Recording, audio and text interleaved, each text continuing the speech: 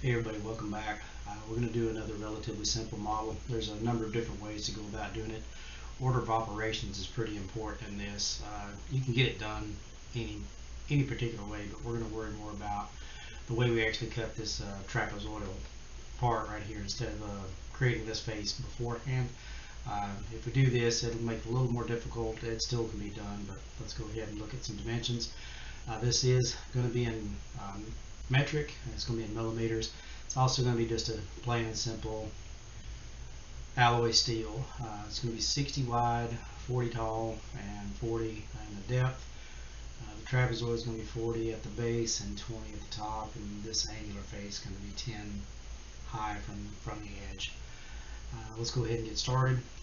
We want to create a new part. We do want to make sure that it is in millimeters, and mine is not, it's in inches. So I'm going to come down here to the bottom right. I'm going to change that to millimeters grams in a second. I also want to update material before I forget. So come up to material in the feature manager tree, edit the material, and we just want to come down and select a plain alloy steel. Apply and close, and now we're ready to start modeling. So we want to start with an extruded boss base. I want to be on the front plane. I'm going to use a rectangular command, center rectangle, and I'm going to start on our coordinate system. One mouse click, second mouse click. Now I'm going to start dimensioning it. So the length of this was 60 and the height was 40.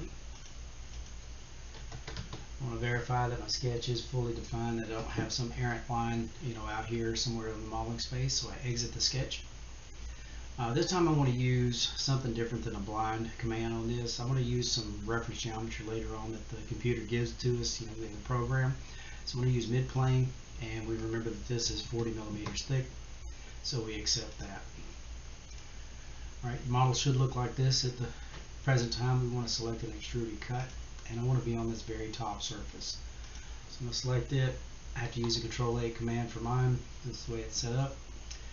I want to draw some reference geometry because it doesn't cost us anything. I'm going to come up and tickle this top edge, and we'll let it select the midpoint of that line, pull it straight down, and select the midpoint down at the bottom. Now I'm going to change over to a regular line.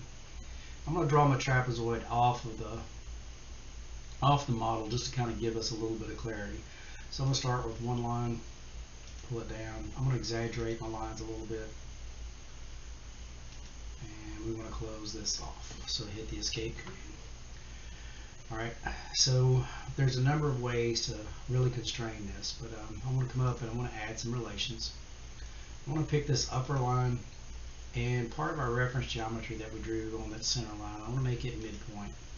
I also want to do the same thing. So if I pick something completely independent of those two while I'm still in adding relations, it'll accept this and then move forward. So I'm going to pick the bottom line and the bottom endpoint of our center line that we drew, and I want to make it midpoint as well. So by default, it's going to make these lines equal and everything pretty well symmetric. So we only need 2 dimensions to fully define this sketch. So select a smart dimension. The top of it was 20 millimeters, and the bottom of it was 40 millimeters wide. This should fully define our sketch. We want to verify that over here in this bottom right hand section. Click out of the modeling space. I'm going to rotate my model around where we see what's going on. Exit the sketch. Now remember, we extruded it out 40 millimeters. This is still in the same feature family. So this is going to be 30 millimeters because it kept that in the virtual memory. Now we want to accept it. Everybody use the Control-7 command. We want to put this in an isometric view. The next thing that we want is a cut on this face here.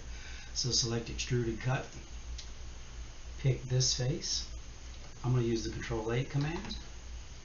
I want to come grab a regular line. So pick that. Pull it down, and I'm going to place it here.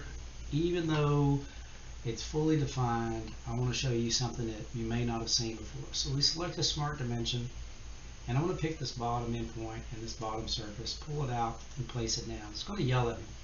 It says make this dimension driven, or leave it dimensioning as driving. I want to leave this as just a reference out here. So I know that if I ever want to change this, now I have some coincident relationship that I would have to get rid of.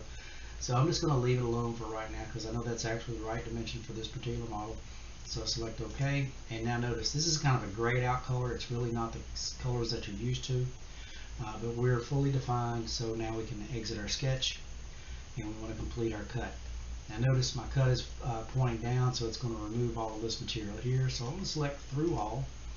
I can either flip it over here in the modeling space, or I can come to our feature manager tree on the left hand side, and I can toggle that back and forth. I want to make sure that my arrow is pointing up because I want to remove that top portion. So I accept it, Control 7, and that is our model.